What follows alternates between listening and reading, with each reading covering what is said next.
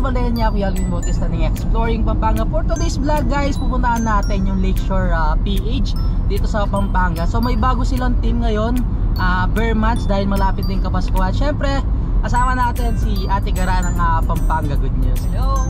So ayan, pabiyahe na kami. Mga ilang minuto lang is nandun na kami sa Lakeshore PH. Update ko kayo guys kapag nandun na tayo. Actually guys, no, sa lahat ng pumupunta sa Lakeshore PH last year, hindi lang naman dito sa Pampanga. So dinadayo din siya ng mga taga Manila. From Manila kasi, nasa 1 hour lang naman yung biyahe nyo papunta dito sa Lakeshore PH. Pag Mexico exit lang kayo dito sa Pampanga, and mga 5 minutes lang andun na kayo mismo sa pinaka place ng Lakeshore PH. Kung wala kayong service, hindi kayo makadaan dito sa NLEX, yung pinaka isang way sa may MacArthur Highway sa Sindalan, sa may Sindalan, sa may Jollibee. So may magkakaliwa kayo doon, and from there pwede na kayong mag-Waze and Google Map. Nasa lang siya, I think nasa 10 minutes magmula doon sa MacArthur Highway, mapupunta mo na yung Lakeshore PH. Kung sa Petron, galing kayo from north going to Pampanga, pwede kayo mag-stop over sa Petron gasoline station. Pwede na lang iwan yung doon, mga sakyan nyo. And then sa likod ata ng Starbucks, andun yung pinakadaan papasok sa Lakeshore PH.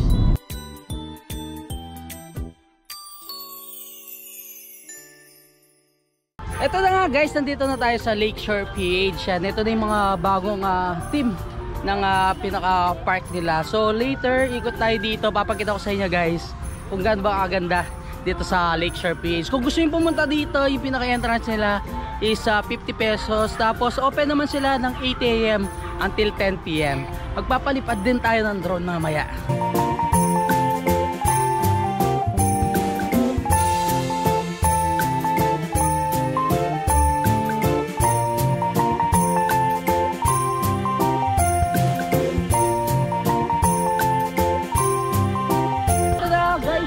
Pinaka lighthouse ng Lakeshore PH, and ito yung pinaka highlights nila dito na nakita ko. So meron na silang ngayon, giant lantern. And syempre kapag sinabi mong giant lantern, talagang kilalang kilala dito sa Pampanga. Kaya tinawag na Christmas capital of the Philippines itong Pampanga. Pag dating ng Bear Months or ng September is makikita mo na itong mga iba-ibang team ng Kapaskuhan dito sa Pampanga.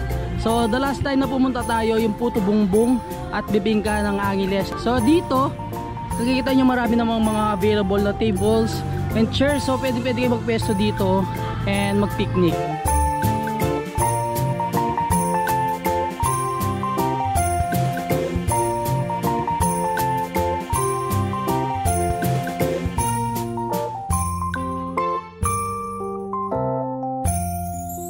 Ayan guys, nandito tayo sa may likod ng lighthouse nila. Yung nakikita nyo guys, ito yung mga ibang design ng Lakeshore PH.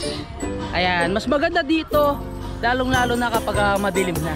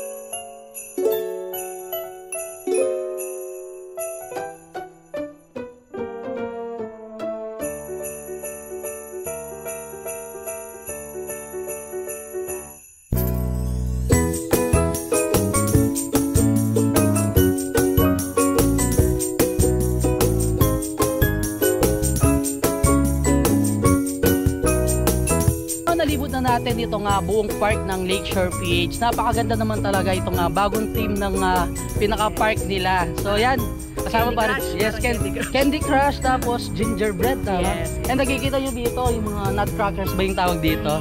And yan, ikot lang muna natin. So napakarami ng Christmas lights din dito sa Lakeshore PH. And meron nata silang big screen dito.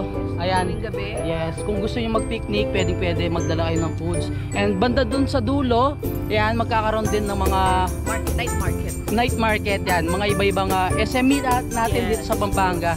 Pupesta sila dito. And sana yung mga nagpipiknik, you bring your own kalat. Yes, tama. Yung kalat nyo, no? Iuwi nyo yung kalat, wag yung iwanan dito. Yes, okay? para tulong na rin dito sa Lakeshore PH, syempre. And kahit sa park pa. Tama.